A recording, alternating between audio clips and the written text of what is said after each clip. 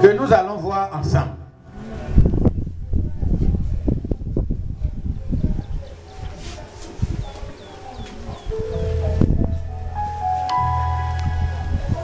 Il y a des gens qui ne pleurent pas, mais qu'est-ce qu'ils font? Ils fuient. Ils fuient la situation. Entre elle et son mari, ça ne va pas. Je m'en vais voir mon oncle. Il est.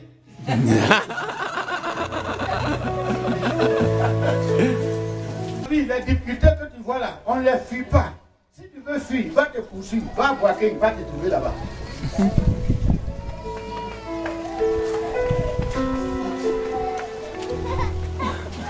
Le prophète nous a donné un message le dimanche passé sur Ruth. Son mari s'appelait Elimelech. Mais en hébreu, Elimelech veut dire mon Dieu est roi. Donc c'est un nom qui porte la mission même de l'homme qui le porte. Mon Dieu est roi. C'est ce que signifie Elimelech. Et voilà, il y a la famine dans le pays d'Israël. Elimelech devait se lever et proclamer aux Israélites, notre Dieu est roi. La famine ne pourra pas nous dominer, notre Dieu est roi. Même s'il y a la famine, Dieu nous donnera le minimum. Il laisse, et qu'est-ce qu'il fait? Il fuit la nation d'Israël, il fuit le pays pour aller se réfugier dans une terre païenne, de faux dieux, de Moloch. Il fait honte à Dieu. Il a commencé à faire blasphémer les ennemis de l'Éternel. Les chrétiens qui s'en vont chercher refuge chez les païens. Comme je le disais le mardi soir, il y a des chrétiens qui cherchent, écoutez-moi, quand ça ne va pas dans la maladie, ils vont chez les guérisseurs. Oh, quelle honte! À Boisflé, il y a un village, Burkinabé, Karango. Et là-bas, tous ceux qui ont des déplacements au pied ou au bras, ils s'en vont là-bas et on dit le monsieur à lui, il fait comme ça, prêt. Je dis, tu sais comment il arrivait à faire prêt pour faire prêt là? C'est bien derrière. Il y a beaucoup de chrétiens vont là-bas pour se faire dire. Mais quand Elimelech et Ruth ont fui, ils ont perdu leurs 2 enfants. Pardon. Elimelech et Naomi, quand ils ont fui pour aller chercher abondance, qu'est-ce qu'ils ont eu? Ils ont perdu leurs 2 enfants. Ils ont trouvé amertume. On ne fuit pas un problème. On ne fuit pas une situation. On l'affronte. Amen. On l'affronte.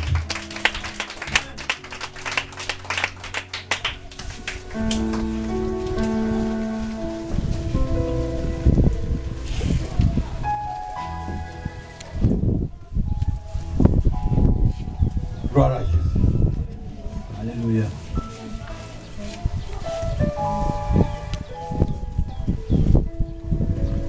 Quand une femme s'amuse avec ton mari,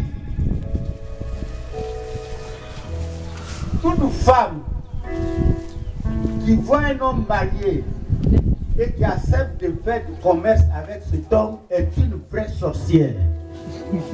Si vous voulez reconnaître une sorcière, je vous donne les signes aujourd'hui. Quand une femme sait que cet homme est marié et malgré cela accepte d'être sa maîtresse, n'allez plus chercher mieux. Voilà la sorcière devant vous.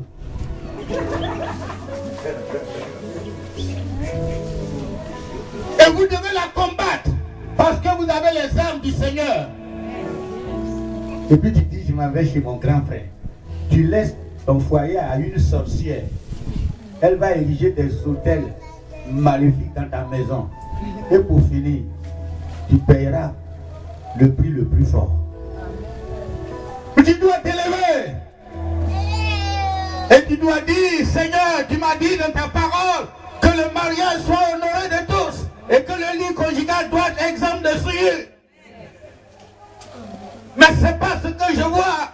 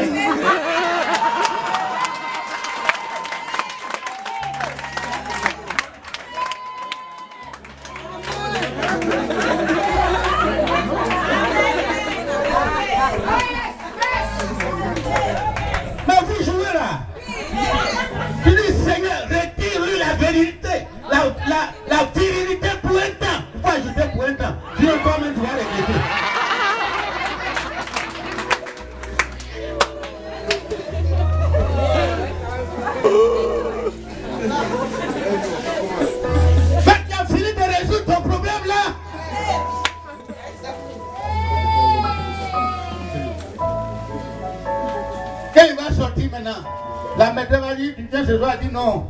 Pardon, je suis trop occupé. Il n'est pas occupé, il y a quelque chose qui ne marche plus. L'industrie ne fonctionne plus, il dit il est occupé, c'est faux.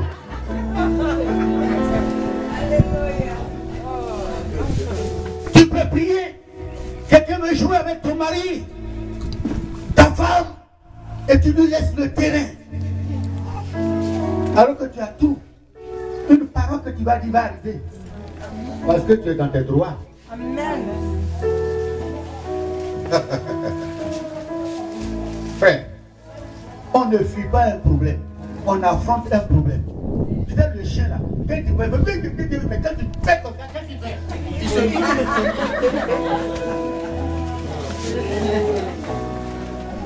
Regardez les chiens là. Quand il fait, tu t'appelles comme ça, il tourne. Il sait qu'il y a quelque chose qui arrive. Pour être nostalgique. Il y a des gens, devant leurs problèmes, c'est le passé, ils regardent. Comme les enfants d'Israël, quand on était en Égypte, et on mangeait les fourches, ou on mangeait les melons, ou on buvait l'eau fraîche.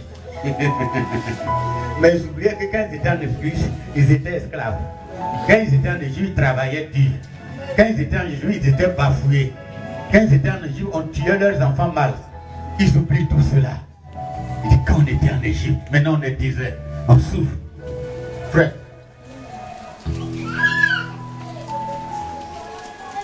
ta vie ne doit pas être dans le passé. Ta vie doit être devant toi.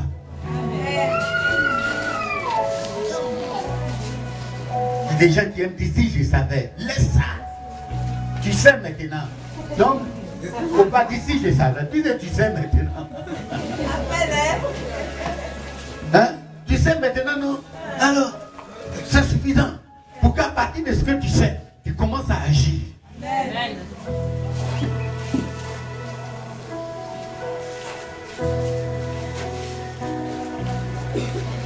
L'autre attitude, c'est d'accuser les autres. Non, c'est d'accuser l'autre. Il n'est rien. Ce que le terrain n'a pas fait pour toi, lui là, qu'est-ce qu'il peut faire pour toi? Au lieu de dire, on ne me visite pas. On me dit, ça va, laisse à faire des visites.